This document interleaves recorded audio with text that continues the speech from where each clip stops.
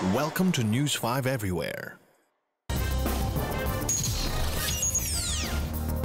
Isang lalaki sa Davao del Sur ang pinatay sa taga ng mismong kuya niya. Hinahanting ngayon ng suspect na matagal na raw may kinikimkim na sama ng loob sa biktima.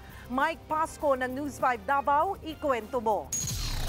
Bakas pa ang dugo sa labas ng bahay ng pamilya Dasan sa Matanao, Davao del Sur nang dumugi ng mga ososero nitong Lunes ng gabi. Dito nila dinatnan ang wala ng buhay na si Damin Dasan dahil sa taga ng itak sa leeg. Ang sospek, ang sarili niyang kapatid na si Delphine. Sa imbestigasyon ng mga pulis, nag-iinuman daw ang dalawa sa labas ng bahay na magkataasan sila ng boses. Saglit na pumasok sa bahay ang biktima para magbihis. Sa kanyang paglabas, nag-aabang na pala ang kanyang kapatid para siya'y patayin. Ihahatid sana ng biktima ang kanyang kapatid ng gabing iyon dahil sa sobrang kalasingan. Kaya lang, nang binuksan niya itong pinto, itak ang sumalubong sa kanya, dahilan ng pagkaputol ng kanyang ulo at agaran nitong pagkamatay.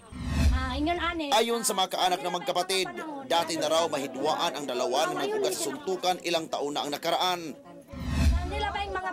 Nung mga nakaraang taon, may bangayan na talaga ang magkapatid. Nagsuntukan pa nga yan eh. Siguro may kinikimkim na galit. Nagpatay niya ang anak.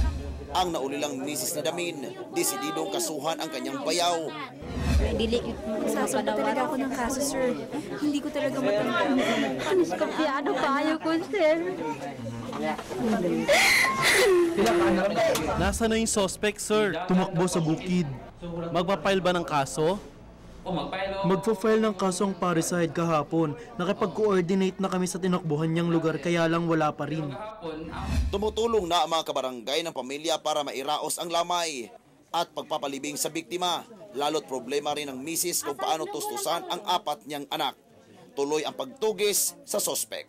Mike Pasco, News 5, Davao del Sur. Be sure to come back. News 5 Everywhere. Copyright 2013.